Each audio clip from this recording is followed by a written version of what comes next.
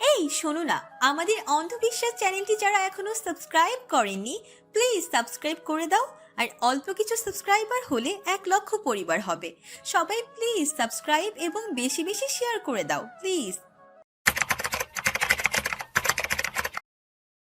পরে কথা হবে বাবা, নাস্তা করো, আপনারাও নিন। অর্থি ফায়াজকে সবার চোখের অগোচরে ইশারা দিয়ে ডেকে নিল। ফায়াজ ওনাদের খাওয়া শুরু করতে বলে অর্থির পিছু পিছু রান্নাঘরে এলো। হাতের কাজ অল্প বাকি ছিল অর্থির, সেগুলো সেরে নিল চটজলদি। ফায়াজ নির্বাক তাকিয়ে আছে অর্থির দিকে, ঘেমে মুখটা চুপচুপে হয়ে আছে। দু হাত বুকে ভাঁজ করে দেয়ালের সাথে হেলান দিয়ে দাঁড়িয়ে নিবিড়ভাবে পর্যবেক্ষণ করতে লাগলো সে অর্থিকে। কাজ সেরে চুলা বন্ধ করে শাড়ির আঁচল দিয়ে ঘাম মুছে নিল সে। গুটি গুটি পায়ে হেঁটে ফায়াজের সামনে এসে দাঁড়ালো। একইভাবে তাকিয়ে রইল তার দিকে ফায়াজ। অর্থি গলা খাঁকড়ে দিয়ে বলল, কি দেখছেন এমন ভাবে? কোমরের উন্মুক্ত অংশে এক হাত রেখে ভ্রু কুঁচকে রইল অর্থি। তার এমন কাণ্ডে ফায়াজ মুহূর্তেই এক টানে অর্থিকে নিজের কাছে টেনে নিল। আচমকা এমন হওয়াতে তাল সামলে রাখা বড্ড দায় হয়ে পড়েছিল তার। ফায়াজের শার্ট খামচে ধরে কোনো রকমে দাঁড়িয়েছে, ঘন ঘন নিঃশ্বাস নিতে লাগলো। একটু বিরক্ত হয়ে গরম চোখে তাকিয়ে ঝাঁঝালো কণ্ঠে ফায়াজকে বলল, সব কি? হ্যাঁ, দিন দুপুরে কি শুরু করেছেন? বাবা মা ওখানে আছেন, দেখে ফেললে কি ভাববে? আর তাছাড়া ফারিহা যে কোনো সময় চলে আসবে। ছাড়ুন আমাকে, এটা আপনার বেডরুম নাকি? হ্যাঁ। ফায়াজ অর্থিকে ছেড়ে দিয়ে দুই কানে আঙ্গুল গুজে দিল। অর্থি না বুঝে ফায়াজের দিকে তাকিয়ে আছে। ফায়াজ বলল, মুখ নাকি মাইক এটা? এভাবে জোরে বললে তো সবাই শুনতে পাবে। কানটা একেবারে ঝালাপালা করে দিলে। অর্থিকে ফায়াজ এসব কথা বলায় চোখের কোণে জল চলে এলো। একটু না হয় চেঁচিয়েছে, তাই বলে এভাবে বলবে? কিছু না বলে টলমল চোখ নিয়ে উপরের সিঁড়ি ভেঙে চলে গেল সে। ফায়াজ এবার নিজের মনকে শাসন করতে লাগলো। তোর কি দরকার ছিল এসব বলার? এবার এই অভিমান ভাঙবি কিভাবে, ডাফার? অর্থি আবার নিচে নেমে এসেছে দেখে ফায়াজ চুপচাপ এক জায়গায় দাঁড়িয়ে আছে। আফজাল হোসেন আর থাকলেন না, বিদায় নিয়ে চলে গেলেন। একটু পরে দেখা মিলল অর্ণবের বাইকের। অর্থি আর এক মুহূর্ত দেরি না করে দরজার সামনে গিয়ে দাঁড়ালো। পেছনে ফায়াজও আছে। ওরা ভেতরে এলে অথই অর্থিকে জড়িয়ে ধরে। তারপর মনোয়ারা বেগম ও শাহজাহান খন্দকারকে দুই ভাই বোন মিলে সালাম করে। অথই ফায়াজকে সালাম করতে গেলে সে বাধা দিয়ে বলে, আরে কি করছো? আমি তোমার ভাইয়া হই, আমাকে সালাম লাগবে না। আপনি আমার গুরুজন, তাই সালাম করলে দোষের কিছু নেই। বাধা দেওয়া সত্ত্বেও অথই টুপ করে সালাম করে নিল ফায়াজকে। বিনিময়ে হাসল ফায়াজ। ভীষণ চঞ্চল মেয়েটা। ড্রয়িং রুমে এত হাসাহাসির আওয়াজ শুনতে পেয়ে ফারিহা নিচে নামতে নিল। অর্ধেক সিঁড়ি পর্যন্ত এসে দেখে অর্ণব ও অথই এসেছে। মাঝপথে দাঁড়িয়ে রইল। অর্ণবের চোখ গেল সিঁড়ির দিকে। চোখাচোখি হলো দুজনের। জিন্স আর লং টপ পরা ছিল ফারিহা। অর্ণবের দৃষ্টি পড়তেই উল্টো পথে ছুটে দৌড়ে চলে গেল নিজের রুমে। অর্ণব হতভম্ব হয়ে তাকিয়ে রইল সেদিকে। মনে মনে বেশ হাসি পেল তার। মেয়েটা সত্যি অদ্ভুত। কিছুক্ষণ পর নিচে নেমে এলো ফারিহা। পরনে ক্রপ টপ ও লং স্কার্ট, বুকের মাঝে একটা ওড়না জড়ানো। কেমন যেন একটা আনইজি লাগছিল তার। তবু সে হাসি মুখে এসে অথয়ের পাশে বসলো। দুজনেই গলা জড়াজড়ি করে কুশল বিনিময় করলো। আর চোখে ফারিহাকে এক নজর দেখে নিল অর্ণব। আবারও মনে মনে হেসে উঠল সে। ভাবছে এই বাচ্চা মেয়েটা নিজেকে সামলাবে কিভাবে। একজন সার্ভেন্ট এসে অথৈর ব্যাগপত্র সব ফারিহার রুমে নিয়ে গেল। ওখানেই অথৈ থাকবে ফারিহার সাথে। ফায়াজ সেই কখন থেকে সুযোগ খুঁজছে অর্থিকে একা কখন দেখবে। কিন্তু যখন দেখল সে তার ভাই বোনদের মধ্যে আড্ডা দিচ্ছে, তখন সে আশাহত হলো। অনেক কিছু ভেবে মাথায় একটা আইডিয়া এলো। সে গম্ভীর মুখে অর্থির সামনে এলো। অর্থি তাকে এক ঝলক দেখে আবারও গল্পে মশগুল হয়ে গেল। ব্যাপারটা খুবই রাগান্বিত করছে ফায়াজকে। তবু সে নিজেকে শান্ত রেখে গুরু গম্ভীর কণ্ঠে বলল, অর্থি একটু উপরে এসো তো, আমার একটা শার্ট খুঁজে পাচ্ছি না, খুঁজে দাও। ড্রয়ারে সব আছে তো, খুঁজে দেখুন। অত্যন্ত বিরক্তি নিয়ে বলল কথাটা অর্থি। ফায়াজও দমে যায়নি। সেও একটু গম্ভীর স্বরে বলে উঠল, খুঁজেছি, পাচ্ছি না, এসো খুঁজে দাও। পাশ থেকে অথই বলে উঠল, যা না অর্থি, জিজু কি? অর্থি আর বসে থাকলো না। অনিচ্ছা সত্ত্বেও উঠে দাঁড়ালো। ফায়াজের সামনে দিয়ে গটগট করে হেঁটে সিঁড়ি দিয়ে উপরে চলে গেল। ফায়াজও গেল তার সুদর্শনীর পিছু পিছু। রুমে এসে ড্রয়ার চেক করলো প্রথমে অর্থি। খুঁজে খুঁজে ভাবতে লাগলো শার্ট কোনটা বলেনি তো। তখনই দরজা বন্ধ হওয়ার আওয়াজ পায় সে। খানিকটা কেঁপে উঠে দরজায় দৃষ্টি নিক্ষেপ করে। ফায়াজ খুব দ্রুত এসে অর্থিকে জড়িয়ে ধরে। পেটের কাজটায় এক হাত রেখে তাকে উঠিয়ে বিছানায় নিয়ে যায়। আকস্মিক আহাম্মক চমকে যায় অর্থি। জোরে বলে, করছেনটা কি? ফায়াজ কোনো কথা শুনে না। দুই হাতে অর্থির গাল ধরে নিজের সামনে নিয়ে আসে। ললাটে ললাট ঠেকিয়ে ঘন ঘন শ্বাস নিতে থাকে। রাগ নিবারণের ক্ষুদ্র চেষ্টা। ফায়াজের উষ্ণ গরম নিঃশ্বাস অর্থির মুখের উপর পড়তে থাকে। তার শরীরের পরিশালী গন্ধ অর্থিকে ভেতর থেকে শিউরে তোলে। কিয়ৎক্ষণ এভাবে শ্বাস নিতে থাকে ফায়াজ। ধীরে ধীরে নিঃশ্বাসের গতি কমে আসে।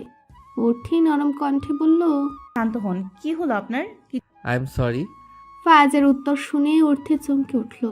পুনরায় ফায়াজ বলে উঠল, সরি, তখন ওভাবে বলা আমার ঠিক হয়নি। অর্থি বুঝলো কিন্তু কিছু বলল না। চুপ করে ঠায় বসে রইল বিছানায়। ফায়াজ আরও একটু ঘনিষ্ঠ হওয়ার চেষ্টা করলো। অর্থির গালে নাক ঘষে গালে গভীর চুম্বন করলো। চুম্বনের মাত্রা গাঢ় হয়ে গাল ছেড়ে গলায় নেমে আসলো। ঠিক তখনই অর্থি নিজেকে ছাড়িয়ে নিল ফায়াজের থেকে। ফায়াজ উৎকণ্ঠা হয়ে জিজ্ঞেস করলো, কি হলো? কিছু না, আমার কাজ আছে, যাচ্ছি। আর একটা শব্দ অপচয় করলো না সে। একটু বেশি অভিমান করে আছে। ফায়াজ এবার নিজেকে দোষ দিতে থাকে। কেন সে ওকে কথাটা বলতে গেল? এখন কোনো কিছুতেই কাজ হচ্ছে না। দুপুরের খাওয়া দাওয়ার পর্ব চুকেছে। অর্ণব বলল সে এক্ষুনি বের হয়ে যাবে, কিন্তু অর্থি আর ফায়াজের কড়া হুকুম আজ রাতে থাকতেই হবে। অর্ণব না করছিল অনেকক্ষণ যাবৎ, কিন্তু শাহজাহান খন্দকার বেশ কড়া ধমকে অর্ণবকে থাকতে বলেছেন। অর্ণব যেন বাধ্য ছেলের মতো সেটাই শুনল।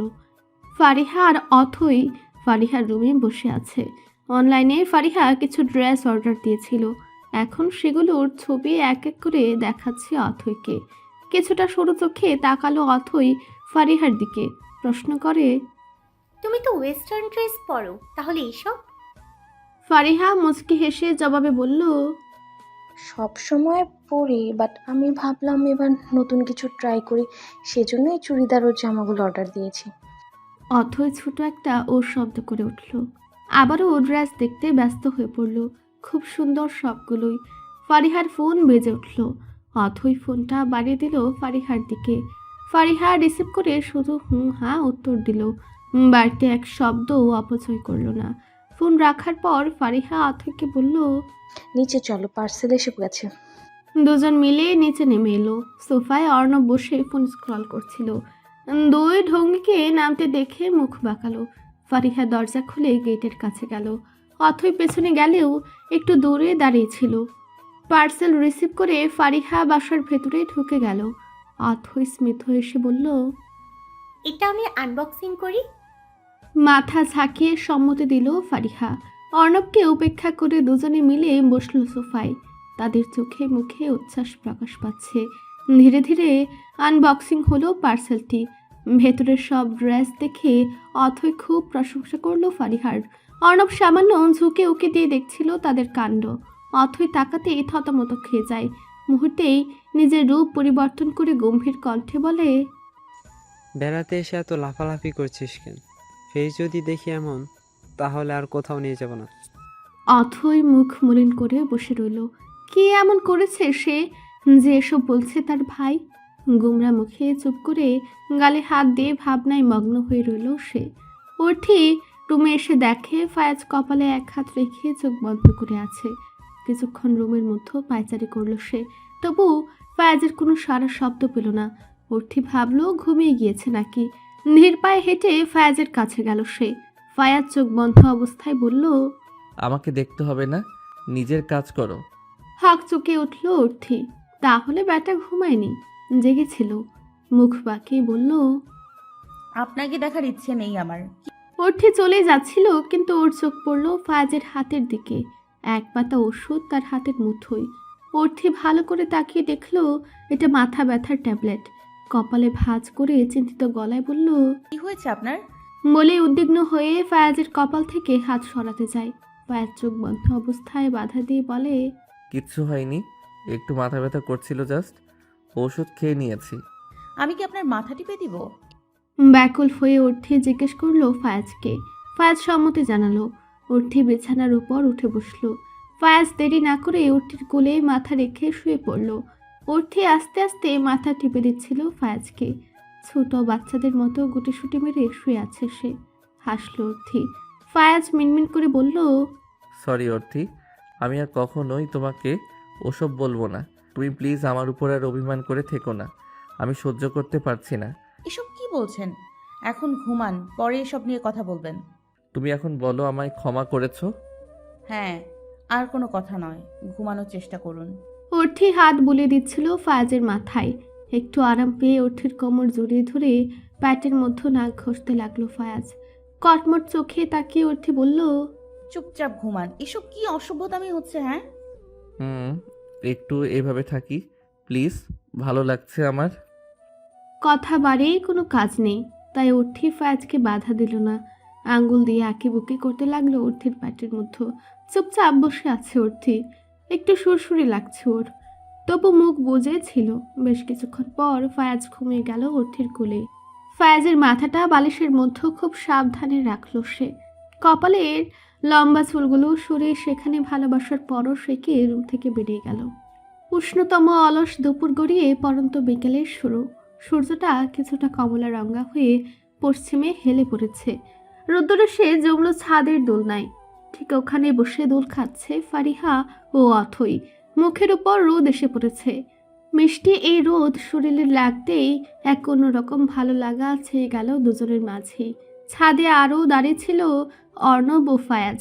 দূরের এক কোণে হেলান দিয়ে দুজনেই কথাবার্তা বলছে। থেকে থেকে অর্ণবের দৃষ্টি দোলনার দিকে যাচ্ছে। ফারিহার এই হা হা হি হি হাসির শব্দ যেন তার সহ্য হচ্ছে না। অর্ণবের ইচ্ছে করছে এক্ষুনি ওর কাছে গিয়ে কড়া ধমক দিতে। মেয়েটার ভীতু মুখটা দেখতে তার বড্ড ইচ্ছে করছে, কিন্তু তার অবচেতন মনে কেন এই অদ্ভুত ইচ্ছের প্রকাশ হলো তা অজানাই রয়ে গেল। সে নিজেও বুঝতে পারছে না। ফায়াজের সাথে অনেকক্ষণ ধরে কথা হলো অর্ণবের। অথই ফারিহা ছবি তুলতে ব্যস্ত। এই মুহূর্তে উঠে এলো সবার জন্য হালকা খাবার নিয়ে।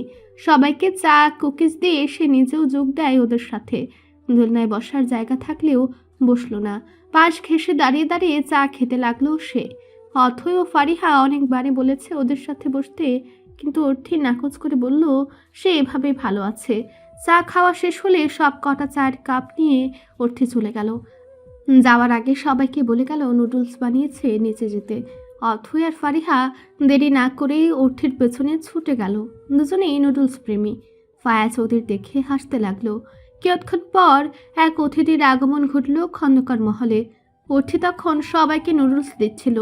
অচেনা একজনকে দেখে সে কিছুটা জিজ্ঞাসু দৃষ্টিতে ফায়াজের দিকে তাকিয়ে থাকে। অতিথিকে দেখে ফারিহা ও ফায়াজ দুজনের দিকে তাকায়। ইশারায় বলে, এখানে কি করছে? একটা মেয়ে এসেছে, বয়সে অথয়ের সমবয়সী, সাদা কুর্তি ও টাইট জিন্স পরনে, চুলগুলো ব্রাউন কালারের, লম্বা ফর্সা টিকলো নাক, বাঁকা ভ্রু, ছোট চোখ, সব মিলিয়ে বেশ সুন্দর দেখতে। অর্ণব ও অথই খুব মনোযোগ সহকারে খাচ্ছিল, তাকানোর প্রয়োজন বোধ করেনি। মনোয়ারা বেগম সে মেয়েটিকে জড়িয়ে ধরলেন। ওনার মুখের আদল দেখে বোঝা যাচ্ছে এই মেয়েটির আগমনে উনি ভীষণ খুশি। মনোয়ারা বেগম মেয়েটিকে নিয়ে অর্থির কাছে এলেন। হাসি মুখে মেয়েটিকে দেখে বললেন, এই যে বৌমা, এটা আমার বোনের মেয়ে, আমার খুব আদরের। ওর নাম মাইশা, তোমার ননদিনী। অর্থি স্মিত হাসলো, জিজ্ঞেস করলো, ভালো আছো আপু? মাইশা ঠোঁট প্রসারিত করে জবাবে বলল, হ্যাঁ ভালো, তুমি কেমন আছো ভাবি? ভাইয়া তো খুব মিষ্টি দেখতে একটা পুতুল নিয়ে এসেছেন খালাম। লজ্জা পেল অর্থি। তার প্রভাব গালে রক্তিম আভা ছড়িয়ে জানান দিচ্ছে। ভদ্রতার খাতিরে ফায়াজ দূর থেকে শুধালো, কেমন আছিস মশা? মায়েশা রেগে গেল। ফায়াজ ছোটবেলা থেকেই মায়েশাকে মজা করে মশা ডাকে, এতে সে খেপে যায় প্রতিবারের মতোই।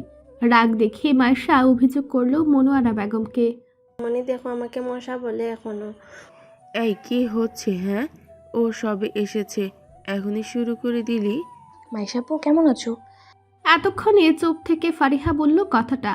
মাইশা ওর কথায় জবাব দিল।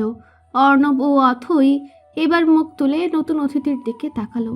অর্ণব একবার দেখে চোখ সরিয়ে নিল।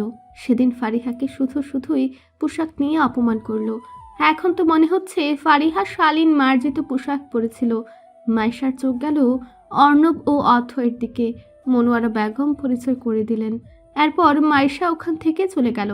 ফায়াজ একটু নিচু হয়ে ফারিহাকে জিজ্ঞেস করলো, এই আসবে তুই জানতিস?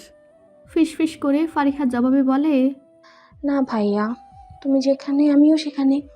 আপনারা দুজন কি কথা বলছেন? অর্থের কথায় ধাতস্থ হয়ে দুজনে সোজা হয়ে বসলো। অর্ণব আর অথয়ও সেদিকে তাকালো। অর্থি কপাল কুঁচকে তাকিয়ে রইল ভাই বোনের দিকে। তখন ফায়াজ পরিস্থিতি স্বাভাবিক করার জন্য বলল, মশা, মাইশার কথা বলছিলাম যে হঠাৎ করেই চলে এসেছে। মশা। অথই মশা বলে শব্দ করে হেসে উঠল। সেই সাথে পুরো ডাইনিং টেবিলের সবাই হাসতে শুরু করলো। গম্ভীর অর্ণবও বাকি নেই।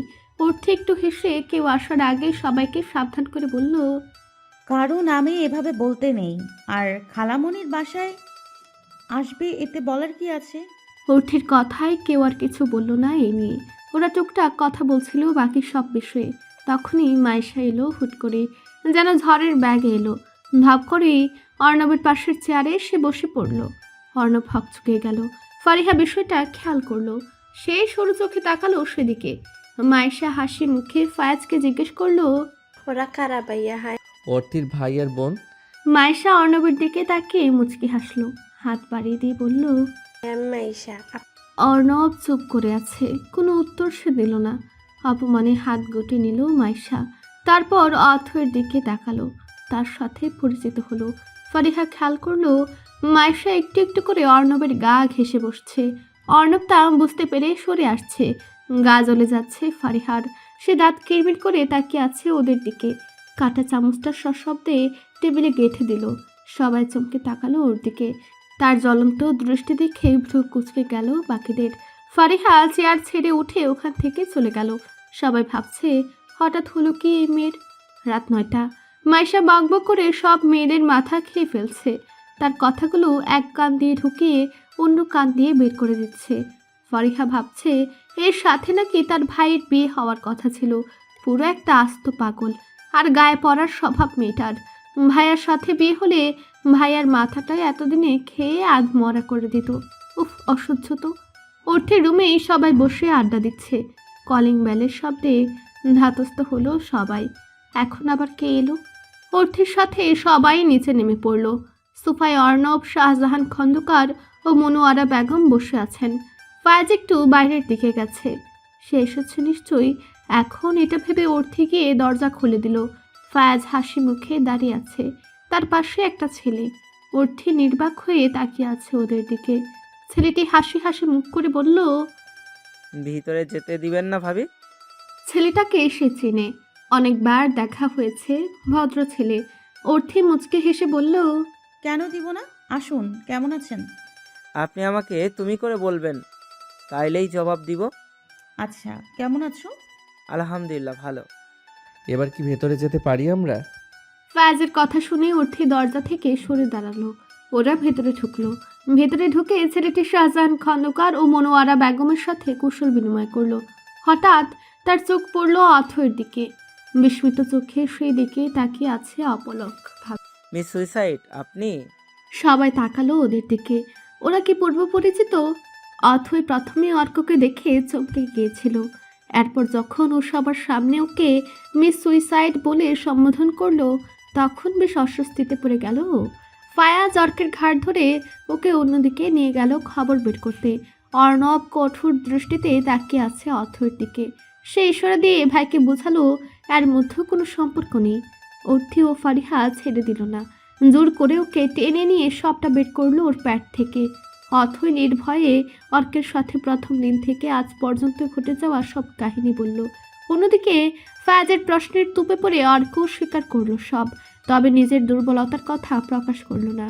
অর্ক থাকেনি বেশিক্ষণ। ফায়াজকে একটা খবর দেওয়ার ছিল বলে এসেছিল, এখন চলে যাচ্ছে।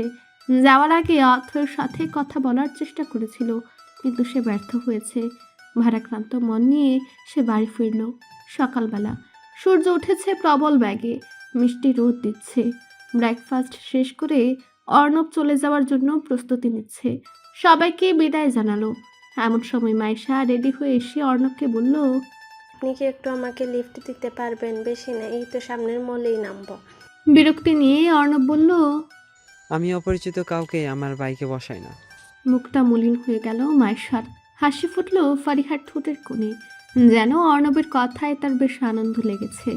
অর্থী ও অথই নীরব দর্শকের ভূমিকা পালন করছে। অর্ণব চলে গেল। কি যেন মনে হতেই ফারিহাও বাইরে গেল। অর্ণব সরে মাথায় হেলমেট লাগিয়েছে। ফারিহা ছুটে এলো তার কাছে। হেলমেট খুলে ফারিহার দিকে তাকায় সে। হাঁপাচ্ছে মেয়েটা। কিছু বলবে? আপনার বাইকের পেছনে আমার জন্য একটু জায়গা রাখবেন? আর দাঁড়ালো না মেয়েটা, আবারও ছুটে বাসার ভেতরে চলে গেল। ফারিহার এই কাণ্ডে অর্ণব হেসে ফেলল। মনে মনে বলল, তুমি চাইলে আজীবন আমার বাইকের পিছনের সিটটা তোমার জন্য বরাদ্দ থাকবে। মুচকি হেসে হেলমেট লাগিয়ে বাইক স্টার্ট দিল অর্ণব। ছেলেটা আমার বেশ লেগেছে, কি মাশাল, উফ, দেখলেই মনে হয় প্রতিদিন জিম করে কি জুস দেখতে ছেলেটা তো। চোখে মুখে উৎফুল্লতা নিয়ে কথাগুলো বলল মাইশা। তার চোখে অর্ণবের প্রতি তীব্র আকর্ষণ দেখতে পাচ্ছে ফারিহা। সে যেভাবে অর্ণবের শরীরের বর্ণনা দিচ্ছে তাতে এটাই মনে হচ্ছে তার। আসলে অর্ণবকে দেখে মাইশার ভালো লেগেছে। বেশি বহুল শরীরের প্রতিটি ভাঁজ শার্টের উপর থেকে যেভাবে ফুটে উঠেছিল, প্যাটানো শরীর, সুশ্রী মুখের সৌন্দর্য দেখে মাইশা ইমপ্রেস হয়ে গিয়েছে। তার এইভাবে লাফানো দেখে খুবই বিরক্ত বোধ করছে ফারিহা।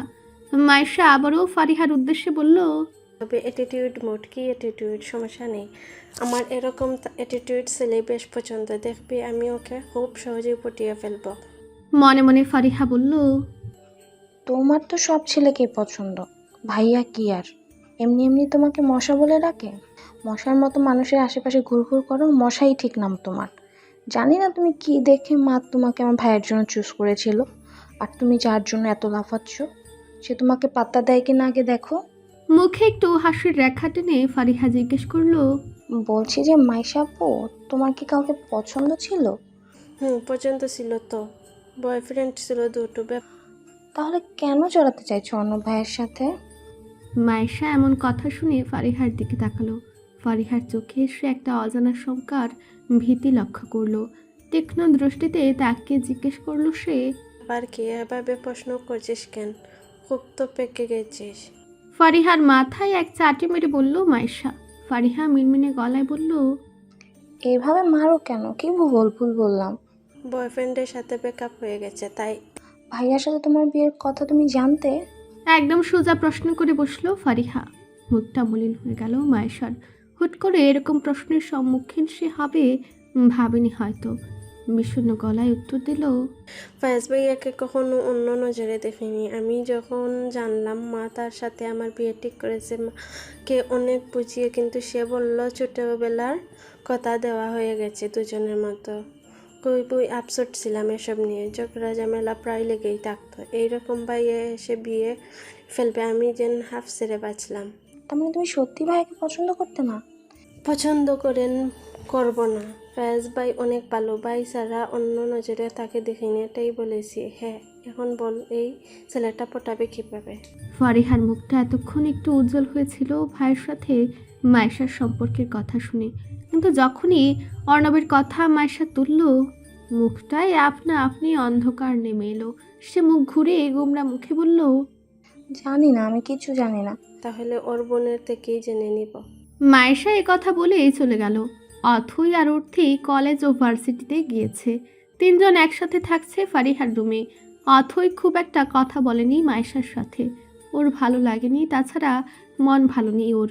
ফারিহা আজ কলেজে যায়নি, কেমন যেন একটা বিষণ্ণতা ভর করেছে ওর মনে। ফারিহার সাথে থাকায় নিজের এক্সাইটমেন্ট চেপে রাখতে পারেনি মায়েশা, তাই বেশি জোরে সুরেই অর্ণবকে পাওয়ার তীব্র বাসনার কথা সে জানিয়েছে। এদিকে যার জন্য এত উত্তেজিত, সেই অর্ণবের মন আগে থেকেই কেউ একজন দখল করে নিয়েছে, যেখানে অন্য কাউকে সে কখনোই প্রবেশ করতে দেবে না। কলেজের ক্যান্টিনের বারান্দায় এক কোণে দাঁড়িয়ে অনেক গভীর চিন্তায় মগ্ন হয়ে থাকে অথই। কাল থেকে পরীক্ষা, এরপর আর বেশিদিন ক্লাস করা হবে না। এইচএসসি পরীক্ষার প্রিপারেশন নিতে হবে। কি হবে এরপর? তার আব্বু কি তাকে বিদায় করে দিবে বিয়ে দিয়ে? আমার কথা ভাবছেন নাকি মিস সুইসাইড? হঠাৎ চেনা পুরুষালী কণ্ঠে নিজের ভাবনা থেকে বেরিয়ে আসে অথই। তার পেছনে খুব কাছেই দাঁড়িয়ে আছে অর্ক। ক্যান্টিনের যেই জায়গায় ওরা দাঁড়িয়ে আছে সেখান থেকে ছাত্রছাত্রীদের খুব একটা দেখা যায় না। অর্কের কথা শুনে অথই পেছন ফিরে তাকালো। অর্কের ঠোঁটে বাঁকা হাসি। এই হাসিটা মোটে পছন্দ হলো না অথইয়ের, গায়ে জ্বালা ধরিয়ে দেওয়ার মতোই। চোখ মুখ শক্ত করে সে অর্কের উদ্দেশ্যে বলল, আপনার লজ্জা করছে না? আমি আপনার স্টুডেন্ট হই আর আপনি আমার সাথে মজা নিচ্ছেন, তাও এভাবে? অর্ক দেখল হাওয়া বেশ গরম, তাই মুলায়ম কণ্ঠে বলল, ওকে ওকে, আর মজা করব না।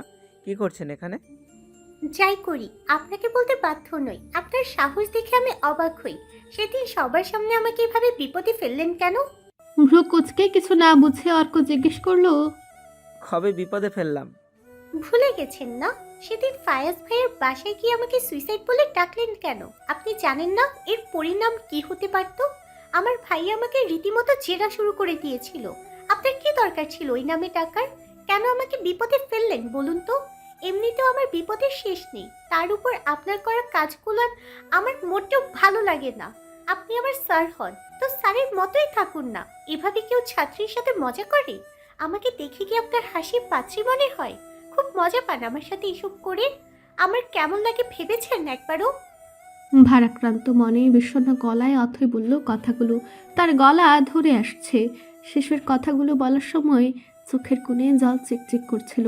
আসলে ও আর পারছে না। একটা ভুল জীবনের সমস্ত রং যেন কেড়ে নিল।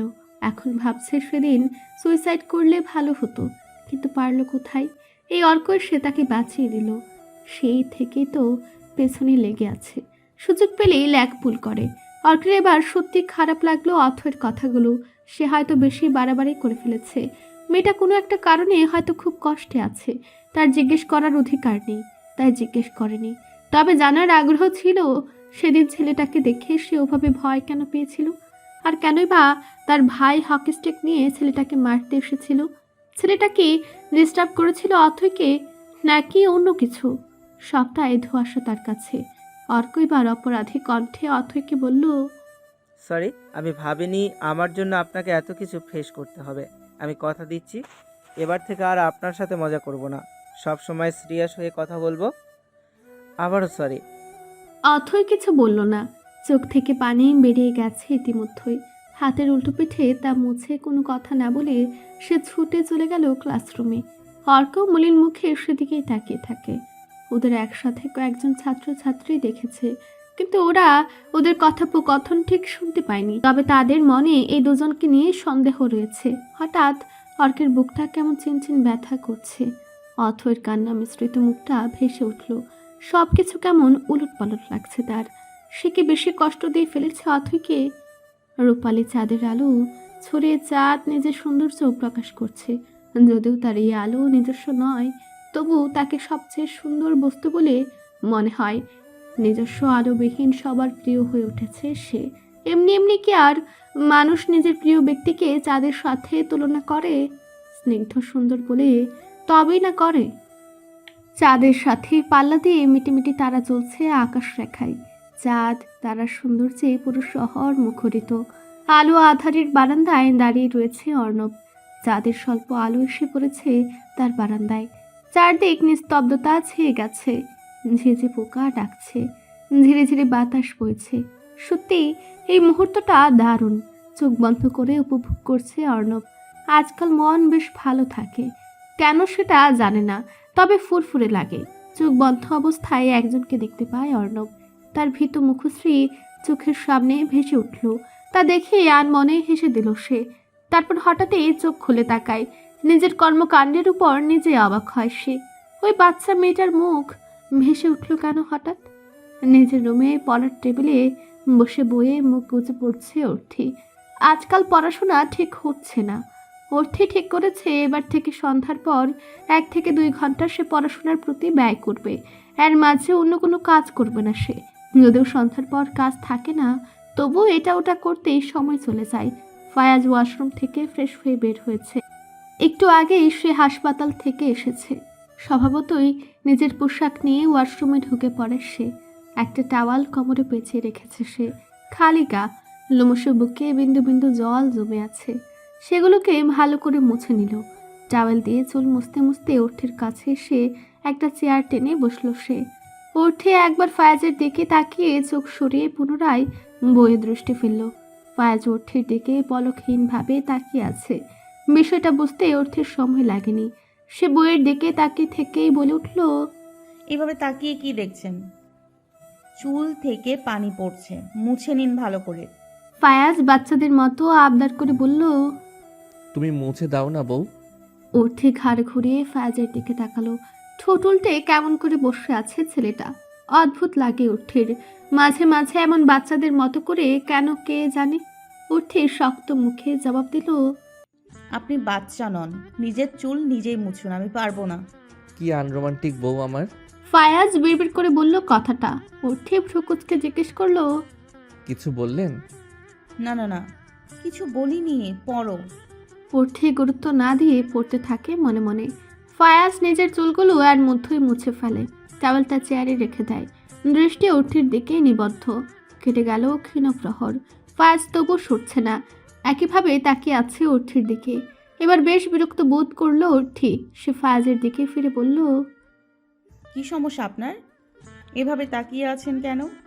ভাবছি। কি ভাবছেন?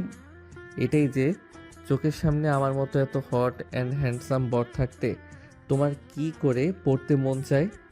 ওঠি বড় বড় চোখে তাকালো, পলক ঝাপটালো কয়েকবার, জোরে বলল, কি বললেন? ফায়াজ একটু এগিয়ে ওঠের গা ঘেঁষে বসলো।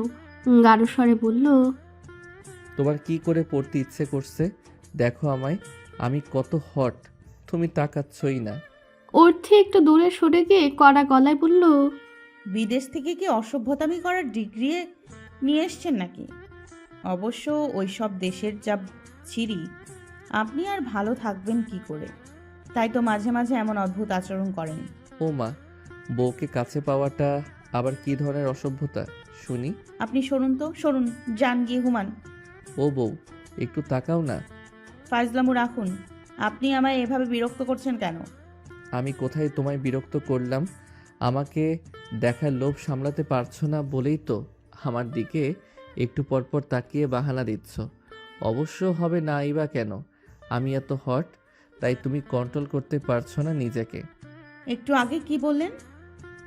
আমি তাকাচ্ছি না, আপনাকে দেখছি না, আর এখন উল্টো স্বরে গান গাইছেন? হ্যাঁ, তাছাড়া আর উপায় আছে? তুমি তো আমার রোমান্টিক মুহূর্ত নষ্ট করছো। এটা আপনার রোমান্টিক মুহূর্ত, তাই না? অসভ্য মানুষ আপনি। দিন দিন যেন এই অসভ্যতামি বেড়েই যাচ্ছে আপনার। বউরে কাছে পেতে ইচ্ছে করে, আদর সোহাগ দিতে ইচ্ছে করে, কিন্তু বউ বুঝে না তো আমার কপালে বউয়ের ভালোবাসা নাই। বইটা সশব্দে বন্ধ করে দেয় ওঠি। রাগে চোখ মুখ কানের লতি লাল হয়ে যায়। সাপের মতো ফুসফুস করে নিঃশ্বাস নিতে থাকে সে। কটমট চোখে ফায়াজের দিকে তাকিয়ে থাকে। বউয়ের এমন রণচণ্ডী রূপ দেখে মিটিমিটি হাসছে ফায়াজ। এটা যেন আরো বেশি রাগান্বিত করছে ওর থেকে। সে সোজা উঠে রুম থেকে চলে গেল। আর এক সেকেন্ডও ব্যয় করল না। ফায়াজ তার যাওয়ার দিকে তাকিয়ে বলে, সত্যি আমার কপালে বউয়ের ভালোবাসা নাই। এক পশলা বৃষ্টি এসে ধরণীকে সিক্ত করেছে। ঠান্ডা শীতল একটা পরিবেশ সৃষ্টি হয়েছে। ভরা ভাদ্র মাসের বৃষ্টি সকাল থেকে একটু একটু করে পড়ে এখনো তা জোরালো ভূমিকা পালন করছে। নিজের খালামণির ঘরে আয়েশ করে বসে আছে মাইশা। মনোয়ারা বেগম আলমারিতে কে যেন ঘাটাঘাটি করছেন। তারই খুটখাট আওয়াজ পাওয়া যাচ্ছে।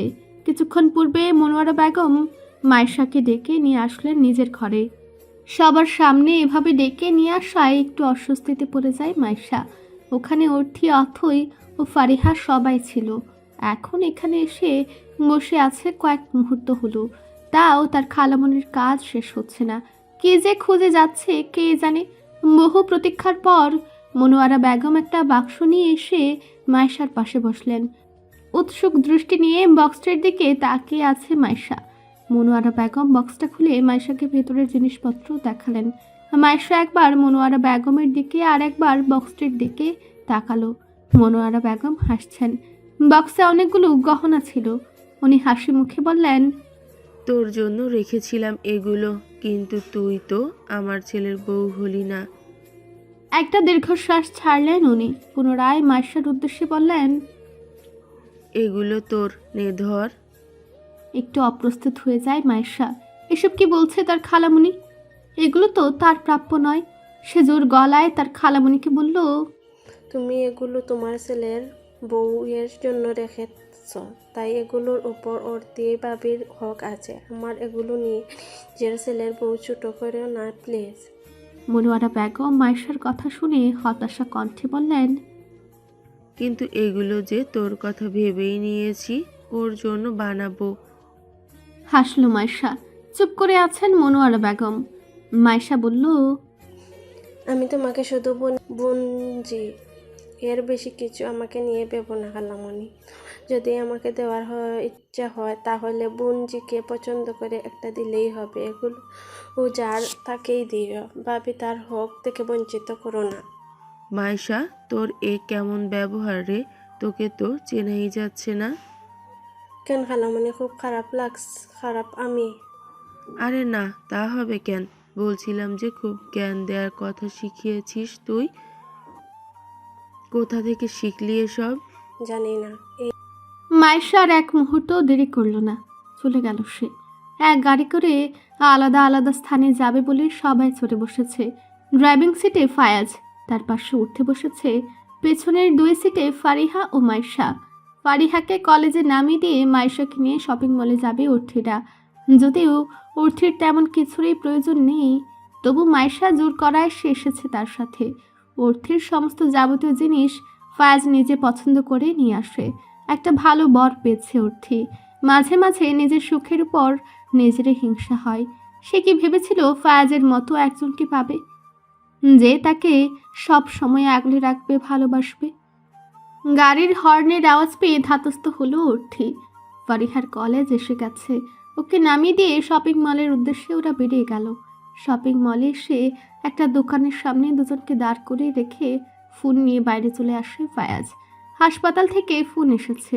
ফায়াজ যখন কথা বলছিল তখন একজনকে খেয়াল করলো। তার চোখের সামনে দিয়ে দ্রুত পা চালিয়ে মলের ভেতরে ঢুকে গেল সে। এক অজানা শঙ্কায় ফোনের কথা তাড়াতাড়ি শেষ করে সেও ভেতরে চলে যায়। পা চালিয়ে অর্থীদের ওখানে চলে যায় সে। কিন্তু ওখানে গিয়ে সে রীতিমতো হতভম্ব হয়ে যায়। লক্ষ্য করে অর্থী এক কোণে দাঁড়িয়ে আছে আর মাইশা কোমরে হাত রেখে কারোর সাথে ঝগড়ায় ব্যস্ত। ফায়াজ ইশারা দিয়ে অর্থীকে কাছে ডেকে নেয়। স্বামীর আদেশ মান্য করে দ্রুত অর্থী ফায়াজের কাছে আসে। ফায়াজ একটু ভালো করে লক্ষ্য করে মাইশা যার সাথে ঝগড়া করছে সে আর কেউ নয়, সারোয়ার, যাকে সে একটু আগেই মলের ভেতরে ঢুকতে দেখেছে। ফায়াজের সামনে তার পেছনের অংশ ছিল বলে দেখতে পায়নি সে। মাইশা বেশ রেগে গিয়ে বলল, আপনি মুখ বন্ধ রাখুন তো, ইচ্ছে করে ধাক্কা দিয়ে বড় বড় কথা বলছে। ম্যাম, আমি তো বললাম আমি দেখিনি আপনাকে। আবার মিথ্যা কথা বলছেন। আপনার মতো লোকের আমার চেনা আছে, মেয়ে দেখলেই ধাক্কা দিতে ইচ্ছে করে না।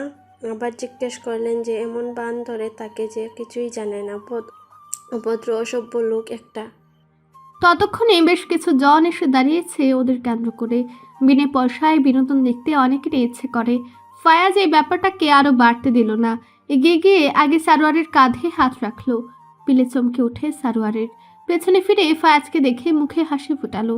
কিন্তু ফায়াজ সারোয়ারের দিকে তাকিয়ে কিছু একটা আন্দাজ করলো। মাইশা নালিশ দেওয়ার বাহানায় এগিয়ে এলো। ভাইয়া দেখুন না, এই লোকটা আমায় ধাক্কা দিয়েছে। আমি সারোয়ার এবার হাঁফিয়ে উঠল। এই মেয়েটার সাথে সে তর্কে পারবে না। ফায়াজকে ভাইয়া সম্বোধন করায় একটু বেশি অবাক হলো, কারণ এই মেয়েকে সারোয়ার চেনে না। ফায়াজের এক বোন আর সে হলো ফারিহা। সারোয়ার 2 বার ফারিহাকে দেখেছে, কিন্তু এই মেয়েকে কখনো সে দেখেনি। তাহলে এই মেয়েটা হঠাৎ ফায়াজকে ভাইয়া বলছে কেন? ফায়াজ এবার মাইশাকে গম্ভীর কণ্ঠে শুধালো, কি হয়েছে? এভাবে ওর সাথে ঝগড়া করছিস কেন?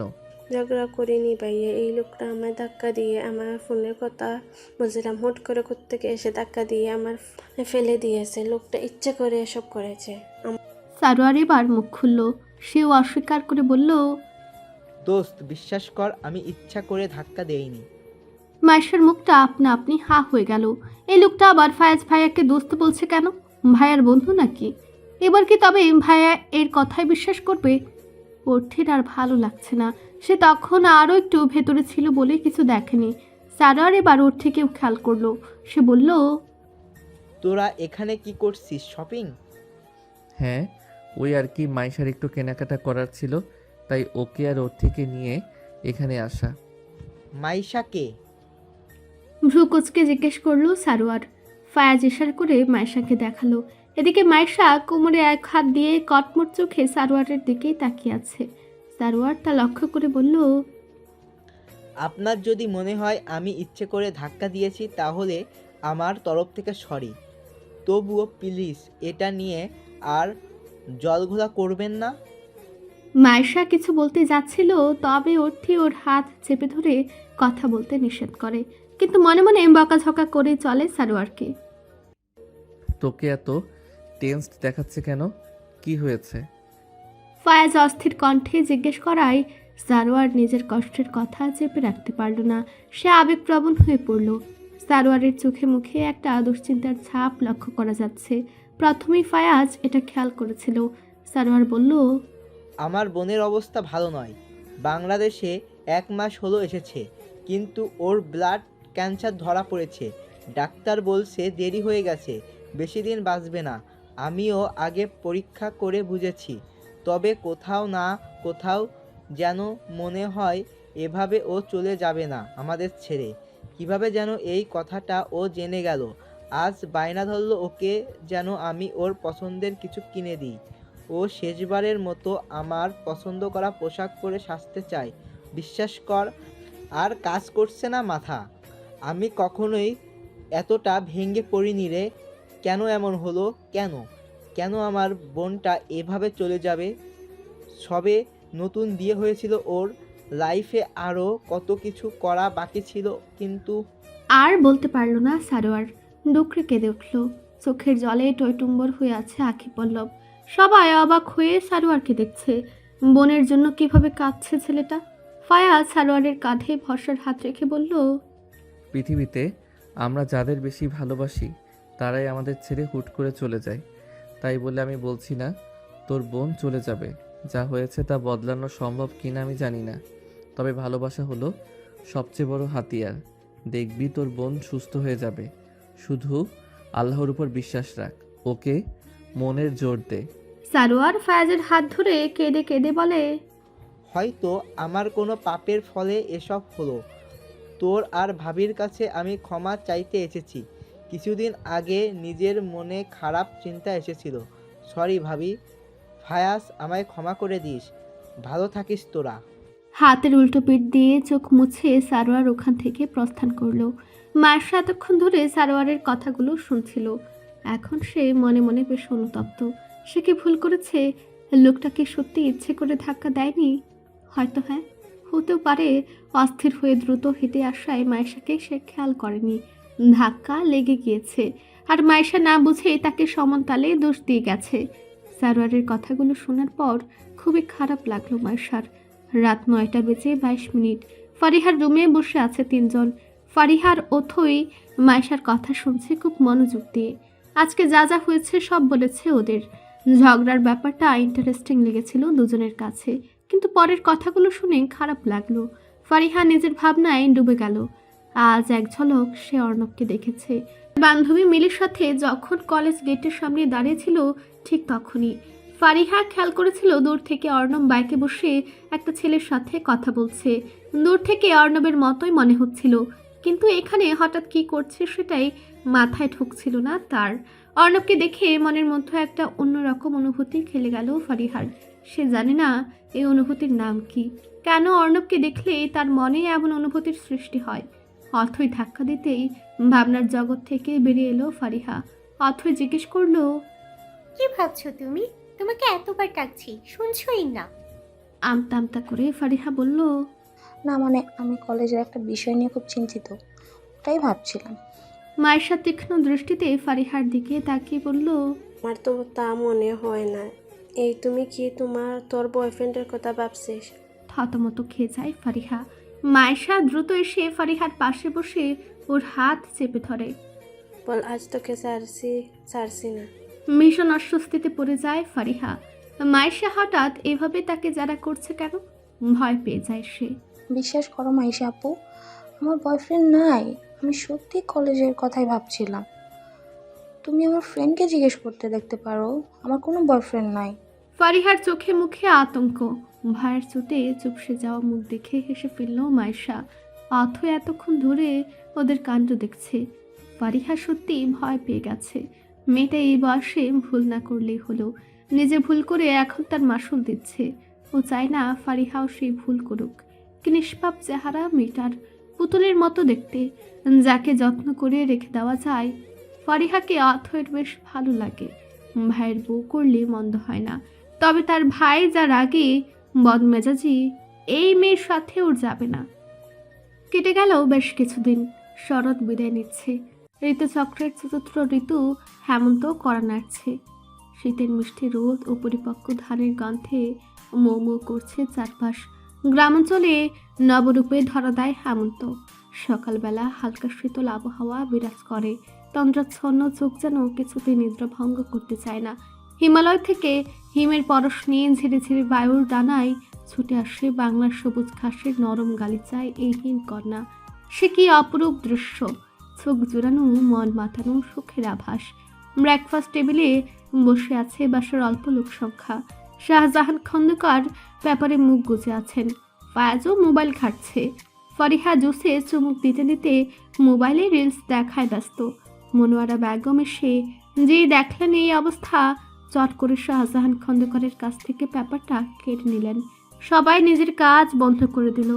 উনি কটমট চোখে সবার দিকে তাকালেন। এতেই বাকিরা জমে গেল। মোবাইল রেখে সোজা হয়ে বসলো। শাহজাহান খন্দকার তার স্ত্রীকে বললেন, গুরুত্বপূর্ণ একটা খবর পড়ছিলাম। নিলে কেন ওটা গিন্নি? খাওয়ার সময় অন্য কোথাও মন দিতে নেই, এই এক কথা কতবার তোদের বলতে হয়? হ্যাঁ, যেমন বাপ তার তেমনই ছেলে মেয়ে। ফারিহা মুখ চেপে হাসলো। লজ্জায় পড়ে গেলেন শাহজাহান খন্দকার। উনি আস্তে করে বললেন, ছেলে মেয়ের সামনে ওইভাবে আমাকে ভিলেন না বানালেও পারতে। ঘরে আবার ছেলের বউও আছে। তুমি চুপ করো, তোমার আশকারায় ছেলে মেয়েরা এমন হয়েছে। আমি কি করলাম? উঠে একজন সার্ভেন্টের সাহায্যে খাবারগুলো নিয়ে এলো রান্নাঘর থেকে। সুন্দর করে টেবিলে পরিবেশন করতে লাগলো। মনোয়ারা বেগম ওর থেকে খাবার নিয়ে আসতে দেখে আর কিছু বললেন না স্বামীকে। সবার সামনে প্লেট এগিয়ে দিয়ে উঠে ফায়াজের পাশের চেয়ারে বসে পড়লো। টেবিলের নিচ থেকে অর্থির একটা হাত ধরলো ফায়াজ। প্রথমে আসতে হলেও পরে বেশ জোরে অর্থির হাতে চাপ দিল সে। ব্যথায় ওর শব্দ করে উঠল অর্থি। তার এভাবে চেঁচানো দেখে সবাই তার দিকে তাকিয়ে আছে। অর্থি থতমত খেয়ে গেল। ঢুক গেলে আমতা আমতা করে বলল, বিষ পিঁপড়া কামড় দিয়েছে। মনোয়ারা বেগম একটু চিন্তিত হয়ে বললেন, পিঁপড়া কোত্থেকে এলো? ফায়াজের কোনো মাথা ব্যথা নেই। সে এক মনে ফ্রুটস খাচ্ছে। সবাই নিজেদের মতো করে খাওয়ায় মনোযোগ দিল। ফায়াজ এবার অর্থের পায়ে স্লাইড করতে শুরু করলো। ভেতর ভেতর অর্থের খুব রাগ লাগছে। ও ঠিকমতো খেতেও পারছে না। সাহস নিয়ে খাওয়ার মাঝেই অর্থি ফায়াজের পায়ে পাড়া দিল। ফায়াজ আহ শব্দ করে লাফিয়ে চেয়ার ছেড়ে উঠে দাঁড়ালো। এবার সবাই সন্দেহ চোখে তাকাচ্ছে। মিটমিট করে হাসছে অর্থি। শাহজাহান খন্দকার বিরক্তি নিয়ে বললেন, এবার আবার তোর কি হলো? বিড়াল কামড় দিয়েছে। কটমট চোখে অর্থের দিকে তাকে বলল কথাটা ফায়াজ। তা ভাইয়া, বিড়াল কি ছোটটা নাকি বড়টা? ফায়াজ ফারিহার দিকে তাকে দেখে সে হাসছে। তেরে আসতে লাগলো সে। ফারিহা চেয়ার ছেড়ে দৌড় দিল। ফায়াজ সারা ড্রয়িং রুমে ফারিহাকে দৌড়াচ্ছে। এই দাঁড়া, ছোট বড় বার করছি, দাঁড়া বলছি। খিলখিল করে হাসতে থাকে ফারিহা। শাহজাহান খন্দকার ও মনোয়ারা বেগম ভাই বোনের খুনসুটি দেখে চোখ উজ্জ্বল করে দিলেন। অর্থি মনে মনে বেশ খুশি। একটু হলেও জব্দ হয়েছে অসভ্য লোকটা। ফায়াজের সব কিছু গুছিয়ে দিয়ে সবাই বিছানায় বসেছে অর্থি। ফায়াজ ওয়াশরুমে গেছে। হাতের কাছে কিছু না পেলে হুলস্থুল কাণ্ডও ঘটিয়ে ফেলবে। আজকাল একটা ক্লান্ত ভাব আসে অর্থির। আগে এমন লাগতো না। ইদানিং এই ক্লান্তির শরীরে বাসা বেঁধেছে। ওয়াশরুম থেকে ফায়াজ বেরিয়ে এলো। চুল মুছে তোয়ালেটা বিছানায় ছুঁড়ে মারল। এই হলো কিছু ছেলেদের অভ্যাস। গুছিয়ে রাখতে তো জানি না, উল্টো সব এদিক সেদিক অগোছালো করে রাখবে। অর্থি তোয়ালেটা নিয়ে বারান্দার দড়ির মধ্যে মেলে দিয়ে এলো। ড্রেসিং টেবিলের সামনে দাঁড়িয়ে চুল আঁচড়াচ্ছে ফায়াজ। চুলে জেল দিয়ে সুন্দর করে চুলগুলোকে সেট করে নিল ফায়াজ। এরপর এক এক করে যাবতীয় প্রসাধনী ব্যবহার করতে লাগলো। হাতে ঘড়ি পড়লো, গায়ে পারফিউম মাখলো। অর্থি দাঁড়িয়ে দাঁড়িয়ে পর্যবেক্ষণ করতে লাগলো নিজের বরকে। নিজেই নিজের বরের উপর ক্রাশ খেলো। লজ্জায় মুখ ঢেকে নিল। ইস, তাকাতেও পারছে না। ফায়াজ আয়নার সব দেখছে। অর্থির কাছে এসে হাত ধরে মুখ থেকে হাত সরিয়ে নেয় সে। চোখ বন্ধ করে আছে অর্থি। ফায়াজ অর্থির ললাটে নিজের ওষ্ঠদ্বয় ছোঁয়ালো। স্বল্প কিন্তু খুব গভীর সে চুম্বন। অর্থি আবেশে চোখ খুলল না আর। ফায়াজ স্মিত হাসলো। দু হাতের মধ্যে অর্থির মুখটা ধরল। তারপর বলল, নিজের বরকে দেখে লজ্জা পেতে নেই? তুমি লজ্জা পেলে কিন্তু আমি সাংঘাতিক কাণ্ড ঘটিয়ে বসবো। আমার সামনে লজ্জা পাওয়া চলবে না ম্যাডাম। অর্থি চোখ খুলে তাকালো ফায়াজের চোখে। দুজনের চোখ দুজনের চোখে আবদ্ধ হয়ে গেল। চোখের ভাষা বোঝার ক্ষমতা দুজনেরই আছে। চোখ যখন কথা বলে তখন মুখের প্রয়োজন পড়ে না। অর্থিকে এক হাতে টেনে নিজের বুকের মধ্যেও নিয়ে রাখলো ফায়াজ। ফায়াজের হৃদস্পন্দন দ্রুত গতিতে চলছে। খুব কাছ থেকে তার আওয়াজ শুনতে পেল অর্থি। কি মধুর সে ধ্বনি। নিজের শখের পুরুষের আলিঙ্গনে আবদ্ধ থেকে ভীষণ শান্তি অনুভব হচ্ছে তার। অন্যরকম শান্তি। এই শান্তির শেষ না হোক, সময় থেমে যাক। পরীক্ষা শেষে এখন খুব ব্যস্ত সময় পার করছে অথই। এইচএসসি পরীক্ষার প্রস্তুতি নিতে শুরু করেছে। তাকে যে করেই হোক ভালো রেজাল্ট করতেই হবে, না হলে ভার্সিটিতে চান্স পাবে না। রেজাল্ট ভালো না হলে জলদি বিয়ের আসরে বসিয়ে দিবেন তার বাবা। ভালো রেজাল্ট করলে ভার্সিটিতে পড়ার সুযোগ পাবে। বাবাকে বুঝিয়ে বলার জন্য ভাই আছে। এখন শুধুই নিজের লক্ষ্যে পৌঁছাতে পারলেই হলো। কলেজের অফিস রুমে এসে অর্ককে দেখতে পেল অথই। চেক শার্ট, কালো প্যান্ট পরে আছে, পরিপাটি মাথার চুল। অথইকে দেখে এক নজর তাকিয়ে নিজের কাজে চলে গেল সে। অথই এটা বেশ অবাকই লাগে। সেদিনের পর থেকে অর্ক আর বাড়াবাড়ি করেনি। অন্যান্য স্টুডেন্টের মতো অথইয়ের সাথে একরকম আচরণ করেছে সে। অথইর ভালো লেগেছে এই পরিবর্তন দেখে। এখন তাকে আর বিরক্ত করে না লোকটা।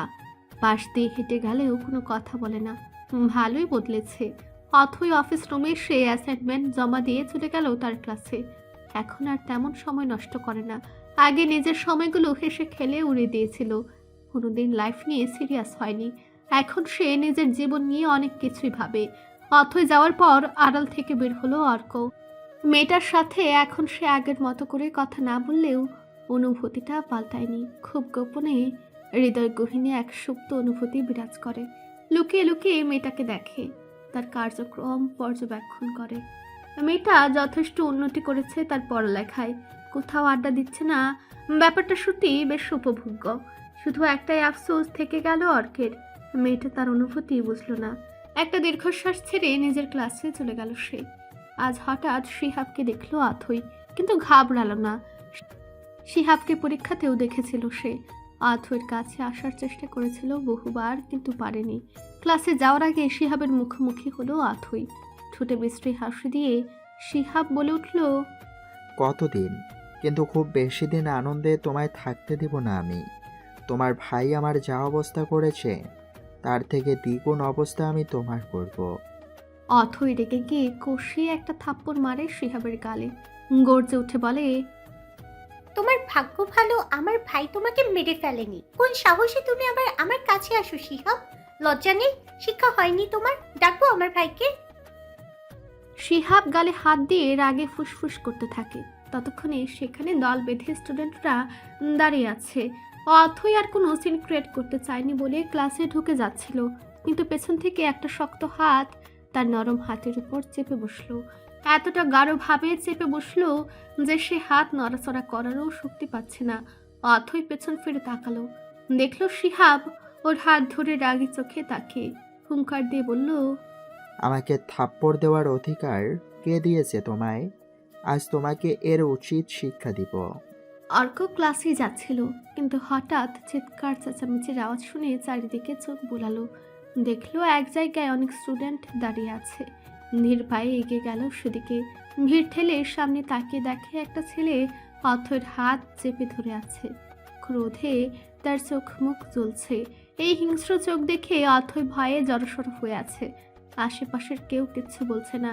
ছেলেটা অথৈকে টেনে নিয়ে যেতে লাগলো। পেছন থেকে অথৈর হাত ধরলো অর্ক। থেমে গেল ছেলেটি। অর্ককে দেখেও না দেখার ভান করলো। অর্ক নিজের হাত মুষ্টিবদ্ধ করে নিল। ছেলেটার নাক বরাবর একটা ঘুষি চালিয়ে দিল। অথৈর হাত ছেড়ে দিল ছেলেটা। এক ঘুষিতেই নাক দিয়ে রক্ত ঝরছে তার। অর্ক চিৎকার করে বলল, আর যদি আমি দেখছি কলেজে এসে মেয়েদের হাত ধরে টানাটানি করো, তাহলে আমার চেয়ে খারাপ আর কেউ হবে না। যাও এখান থেকে। শিহাব কিছু বলল না, তবে তার চোখ দেখেই বোঝা যাচ্ছিল এর প্রতিশোধ সে না নিয়ে থামবে না। অর্কের ভয়ে অর্ধেক স্টুডেন্ট ওখান থেকে চলে গেল। এতদিন অর্কের ভালো রূপটাই দেখেছে, এই রূপটা দেখেনি কেউ। সুন্দরভাবে সবার সাথে কথা বলে, মিশতে পারে ভেবে অর্ককে শান্ত ভেবে এসেছে ওরা। অর্ক আবার বাকিদের বলল, সার্কাস চলছে না এখানে, যাও ক্লাসে যাও। অর্কের চিৎকারে বাকিরাও বগার পার, শুধু অথই দাঁড়িয়ে আছে। শিহাবের শেষের কথাগুলো শুনে বেশ ভয় পেয়ে গেছে মেয়েটা। অর্ক এবার তাকালো অথৈর দিকে। কেমন যেন ভীত হয়ে দাঁড়িয়ে আছে মেয়েটা। নিজের রাগী ভাবটা নিয়ন্ত্রণে এনে শান্ত ও কোমল স্বরে অথৈকে বলে, ক্লাসে যাও, কিচ্ছু হয়নি, আমরা সবাই তোমার পাশেই আছি। চোখ তুলে অর্কের চোখে দৃষ্টি রাখলো অথৈ। অর্কের গভীর শীতল চোখের দিকে তাকিয়ে কৃতজ্ঞতা জানালো সে। সত্যি আজ অর্ক এখানে না এলে শিহাব হয়তো ভয়ানক কিছু করতো তার সাথে। ভেবেই বুক কেঁপে উঠল তার। অর্ককে থ্যাংক ইউ বলে ক্লাসে ঢুকে গেল সে। অর্কের এবার মনে হচ্ছে একটু গোয়েন্দাগিরি করা দরকার। এই ছেলেটার সম্পর্কে সব জানতে হবে। কি সম্পর্ক অথৈর সাথে? প্রেম সংক্রান্ত নাকি? বিষয়টি বেশ ভাবাচ্ছে অর্ককে। ভাবনার বিচ্ছেদ ঘটে ঘন্টার আওয়াজে। মন ফ্রেশ করে নিজের ক্লাসে চলে যায় সে। সকালবেলা সূর্যের আলোয় রাঙা হয়ে উঠেছে পুরো শহর। সূর্যের তাপে বেশ মাত্রাতিরিক্ত। ভার্সিটির ক্যাম্পাসে একটা গাছের নিচে দাঁড়িয়ে আছে চয়ন ও অর্ণব। পকেট থেকে একটা সিগারেট বের করলো, আগুন জ্বালিয়ে চয়ন খেতে শুরু করলো। তা দেখে অর্ণব বিরক্ত বোধ করছে। এটা তোকে খেতেই হবে। কি পাস এসব ছাইপাস খেয়ে? চয়ন এতটা গুরুত্ব না দিয়ে সিগারেট ফুঁকতে ফুঁকতে বলে, তুমি এখনো এই লেভেলে আসোনি মামু, যেদিন আসবা সেদিন এটার মূল্য বুঝবা। অর্ণবের ভ্রু আপনা আপনি কুঁচকে গেল। চয়নের কথার মানেটা ঠিক বুঝলো না সে, কিন্তু তবু অনুমান করে বলল, ছ্যাঁকা খেয়েছিস নাকি? আবল তাবল কি বকিস এসব? সিগারেটও একবার খাওয়ার জিনিস হয়? চয়ন হাসলো, হাসতেই থাকলো। হাসি থামছে না কিছুতে। হাসির সাথে সিগারেটের ধোঁয়াগুলো নাক মুখ দিয়ে বেরিয়ে আসছে। অর্ণবের মুখ কঠিন হয়ে উঠল। আজকাল এই চয়ন যা শুরু করছে মোটেও সুবিধার লাগছে না ওর। নিশ্চয়ই কোনো মেয়ের পাল্লায় পড়ে ছ্যাঁকা খেয়েছে, না হলে অর্ণবের সাথে ও এভাবে কথা বলে না। চয়ন হাসতে হাসতে বলল, সিগারেট যদি খাওয়ার জিনিস না হয় তাহলে এত এত মানুষ সিগারেট খেত না। তারপর সিগারেটের প্যাকেট বের করে অর্ণবকে দেখিয়ে বলল, এই দেখ এখানে কি লেখা আছে, ধূমপান স্বাস্থ্যের জন্য ক্ষতিকর, এটি ক্যান্সারের কারণ। কিন্তু তাও দেখ সিগারেট খাওয়ার লোক দিন দিন বেড়েই যাচ্ছে। এরই সুযোগ নিয়ে সিগারেট ব্যবসায়ীরা সিগারেটের দামও বৃদ্ধি করে দিয়েছে। বিশেষ করে সিগারেটের প্রতি আসক্ত বর্তমানে তরুণেরা এক টানা টান দিলেই অশান্তি লাগে। এসব নেশা ধরানোর জিনিস না খেলে কি হয় বলতো? বললাম না এখনো সেই লেভেলে আসোনি। আবারও সিগারেট মুখে নিয়ে শোক টান দিতে থাকে চয়ন। অর্ণব ব্যাগটা কাঁধে চেপে নিচে বসলো। ভার্সিটির গেটের দিকে নজর পড়তেই দেখলো একটা মেয়ে আসছে। মেয়েটিকে দেখে অর্ণবের চিনতে অসুবিধা হয়নি। অর্থি গেট দিয়ে ঢুকে এগিয়ে যাচ্ছিল সামনের দিকে। হঠাৎ তার চোখ অর্ণবের দিকে পড়ে যায়। হাসি বিনিময় হয় দুজনের। অর্থি হাত দিয়ে ভাইকে ইশারা করে, অর্ণবও হাত দিয়ে বোনকে হাই বলে। চয়ন দেখলো অর্ণব ইশারা দিচ্ছে কাউকে হেসে হেসে। সন্ধিহান দৃষ্টিতে অর্ণবের চোখে অনুসরণ করে হতাশ হলো। অর্থি চলে গেল। চয়ন সিগারেট ফুঁকতে ফুঁকতে অর্ণবকে বলল, আমাদের ডিপার্টমেন্টের স্মিতা নামের একটা মেয়ে আছে, চিনিস তাকে? অর্ণব অর্থি যাওয়ার পর হঠাৎ চয়নের কথায় মুখের আদল বদলে গেল। গভীর ভাঁজ পড়ল কপালে। গম্ভীর কণ্ঠে জবাব দিল, চিনি না তো। কেন? মেয়েটি তোকে পছন্দ করে। কথাটা বলে একটা লম্বা টান দিল সিগারেটে চয়ন। নাক মুখ দিয়ে ধোঁয়া বের করে উড়িয়ে দিল। হাতে থাকা সিগারেটের বাকি অংশটা মাটিতে ফেলে জুতো দিয়ে পিষে ফেলল। চয়নের কথা শোনার পর অর্ণবের কোনো পরিবর্তন দেখা যায়নি। তা দেখে চয়ন পূর্ণ দৃষ্টিতে অর্ণবকে দেখতে লাগলো। পুনরায় বলল, সুন্দরী মার্জিত, তুই চাইলে কথা বলে দেখতে পারিস। তোর শখ হলে তুই কথা বল। বিরক্তি নিয়ে বলল অর্ণব। দৃষ্টি অন্যত্র সরালো। চয়ন উত্তেজিত হয়ে জোরে বলল, পছন্দ করে তোকে আর কথা বলবো আমি? এখনই তো আমাদের জীবনটাকে উপভোগ করা উচিত। কেউ তোকে পছন্দ করলে তার ব্যাপারে ভাবা উচিত। ধুর, আমাকে 4 জন কি 5 জন পছন্দ করলো, এখন আমি কি ওই 4-5 জনের ব্যাপারেই ভাববো? বিষয়টা তেমন না, তোর যাকে ভালো লাগবে তাকে নিয়েই ভাববি। মন যার প্রতি আকর্ষিত হয় তার সাথেই জীবন এগিয়ে নিয়ে যাওয়া উচিত। প্রেম তো হঠাৎই হয়ে যায়, তাই না? আমার মনে হয় স্মিতাকে তোর হ্যাঁ বলে দেওয়া উচিত। অর্ণব গোপনে দীর্ঘশ্বাস ছাড়ল। তার মনে এক অদ্ভুত অনুভূতি হানা দিল। মুহূর্তে একটা চেহারা ভেসে উঠল। গভীরভাবে সেই চেহারার দিকে তাকিয়ে মগ্ন হয়ে রইল সে। সেই ধ্যান থেকে মুখ দিয়ে বলে ফেলল, নিয়মিত ভালোবাসার গল্প শুনতে এবং পড়তে আমাদের অন্ধবিশ্বাস চ্যানেলটি সাবস্ক্রাইব করে পাশে থাকা বেল আইকনটি ক্লিক করুন। ধন্যবাদ সবাইকে।